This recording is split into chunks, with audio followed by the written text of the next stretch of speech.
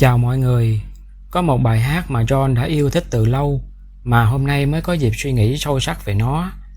Nhạc phẩm mang tên Nước Ngoài, ra đời bởi tài hoa của nhạc sĩ Phan Mạnh Quỳnh. Bài hát mở đầu bằng tiếng gọi mẹ ơi.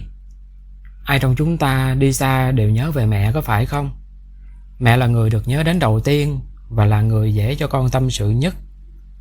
Đứa con xa nhà gọi điện về gặp mẹ sau một ngày làm việc.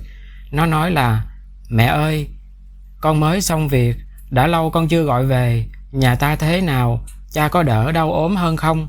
Mùa đông đã sang rồi, mẹ nhóm than ấm cha ngồi để vơi gió rét bên trời. Nhịp bài hát lúc này dồn dập và hối hả. Những băn khoăn lo lắng của đứa con nó trào ra sau bao lâu kìm nén, giống như để bù lại khoảng thời gian đã mất khi nó vắng nhà.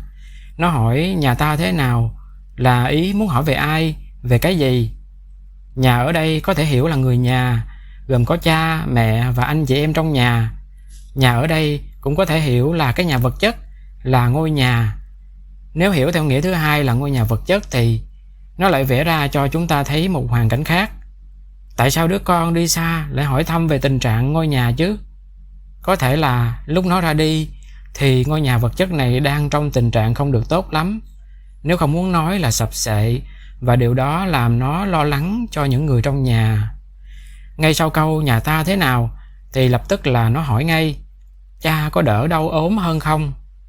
Giống như là người mẹ chưa kịp trả lời thì nó đã hỏi liền tù tì đến ông bố rồi.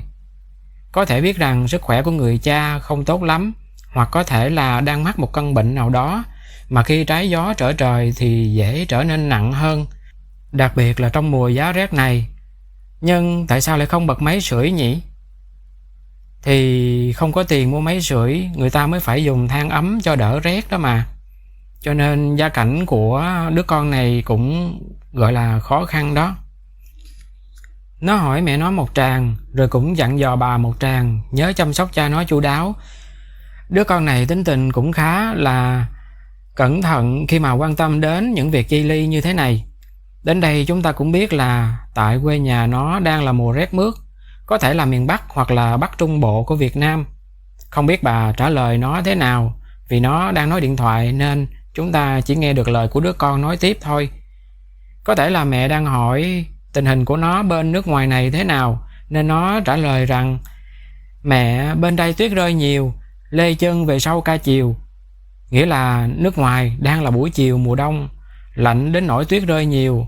Nó lê bước chân đi về sau ca làm việc, chứng tỏ bên này đứa con làm việc cũng khá là vất vả. Sự cực nhọc đến nỗi sức lực của thanh niên dường như cố gắng lắm mới chống chọi nổi. Rồi đứa con nói tiếp: ở nơi xứ người cũng may sống chung mấy anh em. Chỉ lúc chẳng yên bình, bạn con nó khóc một mình, làm ai cũng nhớ gia đình. Như vậy là đứa con đang xuất khẩu lao động tại nước ngoài, sống cùng những người trạc tuổi và thân thiết như anh em trong nhà, thường xuyên đỡ đần nhau trong lúc tha hương. Nó còn nói với mẹ rằng cuộc sống của con bên này cũng có những khi không yên bình, bằng chứng là thanh niên trai tráng tụi con cũng có khi bị khuất tất đến nỗi phải rơi nước mắt. Điều thú vị là rõ ràng bạn con nó khóc một mình, nhưng tại sao lại làm ai cũng biết và làm ai cũng nhớ gia đình? Nếu tinh ý thì chúng ta có thể nhận ra rằng nhóm bạn này có thể đang sống trong một căn phòng khá chật hẹp, đến nỗi dù có khóc một mình, khóc nhẹ nhàng hay cố kìm nén đến đâu thì cũng không có cách nào để người khác không biết. Và khi đã biết được điều đó thì cả nhóm ai cũng thấu hiểu, và nỗi nhớ quê tha thiết lan truyền đi trong lòng họ. Đến đây thì lời hát bỗng thay đổi theo nhịp điệu tươi sáng hơn, khi đứa con nhớ về quá khứ, khi nó còn nhỏ. Ngày chưa biết quê ta nghèo, chỉ mơ bước đi muôn nẻo, thả đôi cánh bay xa hoài, nước ngoài. Chắc bạn cũng biết, trẻ con thì tụi nó nghĩ đơn sơ rằng đứa nào cũng như đứa nào. Tuổi ngây ngô cũng chưa phân biệt người giàu kẻ nghèo. Lúc đó tụi nó chỉ muốn đi nước ngoài cho mở mang tầm mắt thôi. Tụi nó nghĩ về nước ngoài là cái gì đó rất mới lạ và đẹp đẽ. Giờ con đã ở nơi này, cuộc sống khác xa quá vậy, chỉ mong bớt lo tương lai. Vì con đi kiếm đồng tiền, cho thôi ngày sau bần tiện, nên xin mẹ chớ buồn phiền. Có nghĩa là hiện tại nước ngoài đối với người trưởng thành như nó thì không giống như tưởng tượng tươi đẹp khi còn nhỏ. Đi làm bên này chỉ là để kiếm tiền lo cho tương lai mai sau ở quê nhà. Lời bài hát ở đoạn tiếp theo sẽ gợi mở cho chúng ta thêm một hoàn cảnh khác của người con khi nhắc tới ngày hôm qua ai nhắn gửi, cô bên nhà lấy chồng rồi, người ta nói đợi, nên khi biết con thấy chơi vơi. Thì ra người con xa xứ này là một nam thanh niên đã ước hẹn với một cô gái trong làng. Cô ấy hẹn sẽ đợi mình, nhưng giờ đã theo chồng. Và cái đáng buồn là từ đã này, có nghĩa là người ta đã lên xe hoa sang nhà chồng rồi thì anh này mới biết. Với lại anh ấy biết tin quá muộn màng, sự muộn màng này không thể cứu vãn được nữa. Và anh ta thấy chơi vơi, chới với. Thế thì chơi vơi, chới với là cảm giác thế nào? Chơi vơi là cảm giác mất thăng bằng một cách đột ngột, cảm giác lạc lối không biết nương tựa vào ai hay lấy ai làm lẽ sống cho mình. Có lẽ cô ấy từng là một điểm tựa để chàng trai trẻ phấn đấu. Mất đi một điểm tựa dễ làm người ta mất thăng bằng và dễ lạc lối trên đường đời này.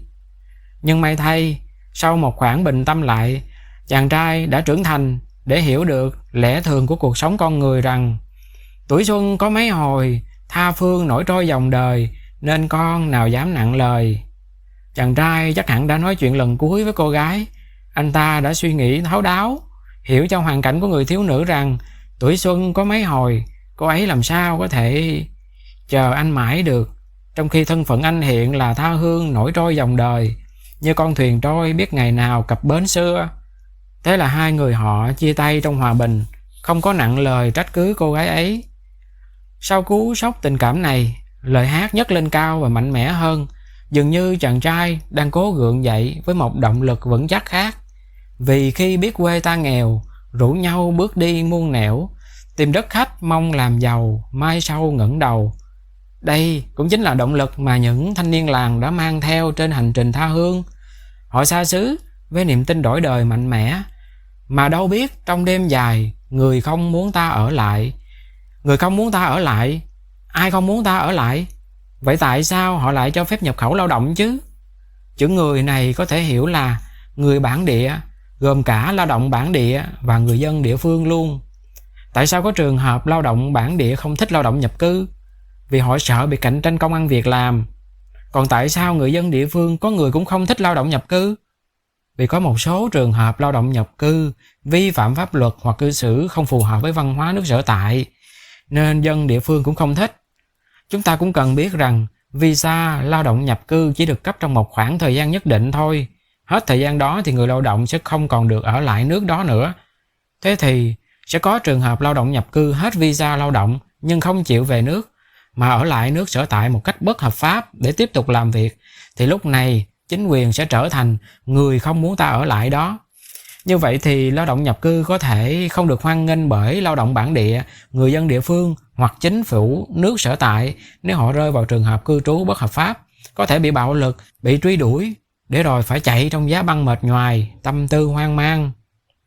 Bài hát tiếp tục trong những dòng tự sự với thực tế là dù nghe lắm nỗi bi hài, người ta vẫn đi nước ngoài, rời xa bữa cơm ở nhà, qua nơi khác lạ. Và trong lớp thanh niên làng, người may mắn đi vững vàng, còn ai trắng tay quay về. Lời tự sự rất có thể là một lời nhắc nhở đối với những thanh niên làng còn đang ước mơ đổi đời nơi xứ xa. Nhắc rằng nước ngoài có thể là cơ hội để đời khởi sắc, nhưng cũng có thể thành đêm đen lạnh giá và trắng tay quay về. Tới đây trong khuôn khổ cuộc trò chuyện qua điện thoại giữa chàng trai với mẹ mình, thì dường như anh ta đã trưởng thành và chín chắn hơn với những suy tư đó. Rồi anh ta cũng quay lại hiện thực rằng mẹ nghe không, tiếng ồn ào, anh em họ gửi lời chào, mẹ chớ nghĩ ngợi, bên này chúng con mến thương nhau. Và anh ta không quên hướng lòng mình và lòng mẹ về một mai nắng xanh trời, rời nơi nương náu một thời, về trong đôi mắt rạng ngời. Đó thật sự là một tương lai tươi sáng phải không? Cảm ơn mọi người đã lắng nghe đến giây phút này. Hy vọng rằng John đã hiểu đúng và đủ bài hát, và hẹn gặp lại mọi người trong kỳ tới.